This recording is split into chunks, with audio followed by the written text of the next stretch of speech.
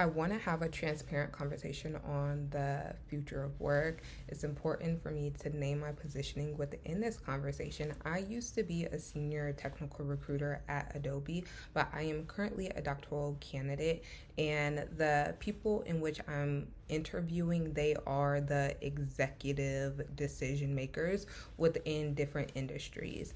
Also, I help students of all academic backgrounds get into higher education institutions. That is important for this conversation here, especially when we are speaking about career mobility. We need to be honest on upward career mobility. One, does not look the same across industries.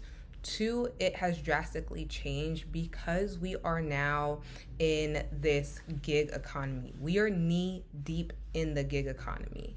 And we also have to talk about the implementation of AI, not training the professional to deepen their understanding in their profession, but simply completing tasks.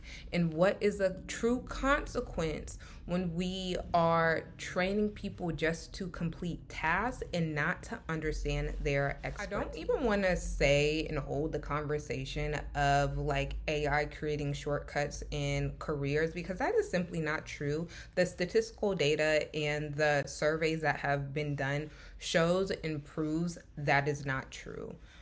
But we also have to speak directly to the fact on how AI has not only shifted the perspective in full-time work and the access to full-time work. I want us to remember that word access, because that is important. The access to full-time work is now shifting to the access of contract work. And I hear a lot of seasoned entrepreneurs like really championing, oh, that was a tongue twister, but really speaking directly towards like you need a diverse portfolio. And that works if you have a couple things. If you have expertise, if you have a deep understanding on one, how to sell yourself or sell your services. Two, that is typically beneficial for the mid professionals to senior levels, because you understand the white spaces, you understand what is needed, you understand who to reach out to, and maybe you have direct access to that, whereas people in their entry level career, that's not taught in schools. And you can say, well, we have YouTube, we have TikTok, we have all these resources, but we are not considering the implicit bias that goes into decision making. That is the thing that people are intentionally not speaking about. And that is the biggest elephant in the room. That is the biggest pain point. When, yes, theoretically, you have all this stuff, but is a CEO going to give a 21-year-old straight out of college that is not this academic prodigy, but your average student, a $50,000 contract?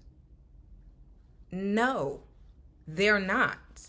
And also, think about the skill set that is needed in this day and age to even create a framework, to even create a program, to create anything on an organizational development level, on a corporate level, or on a government level.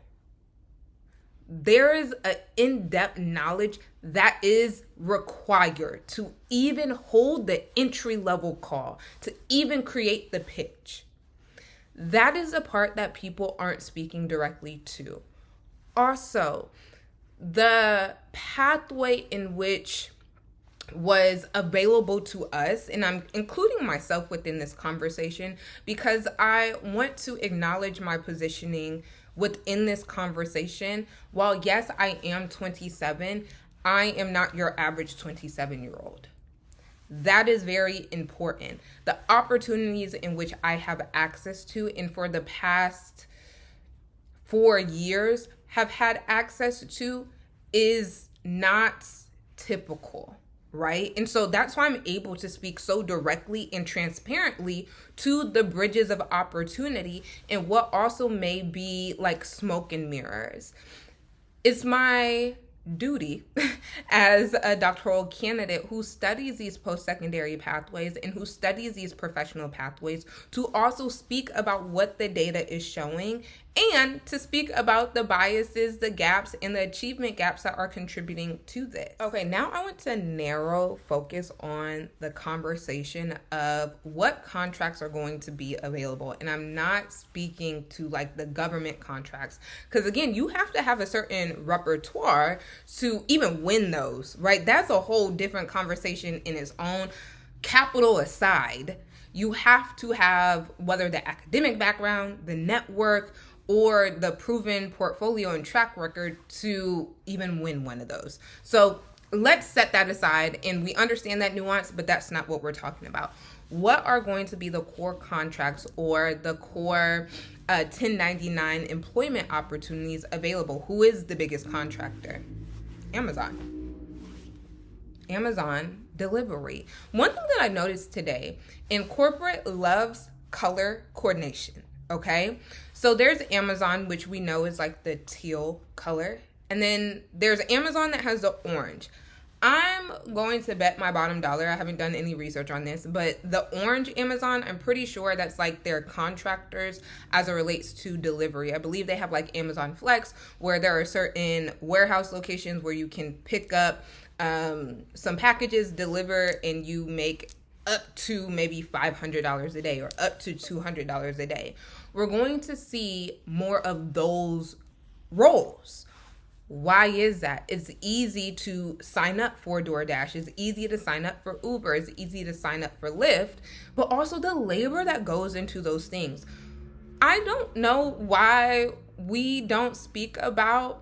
Is labor intensive to drive hours on end, and they're also not making the full fair price.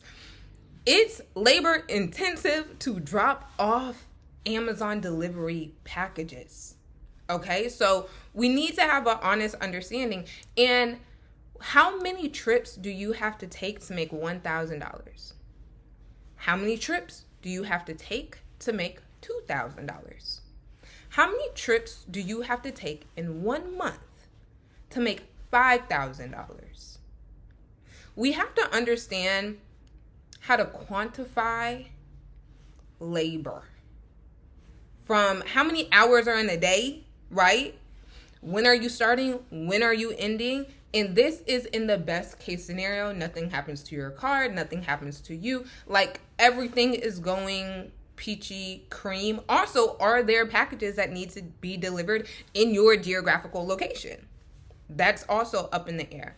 These are the conversations that are being left out of the gig economy, because I think at the forefront, when we think about the gig economy, is going to be like content creators and these $10,000 brand deals and these $50,000 brand deals.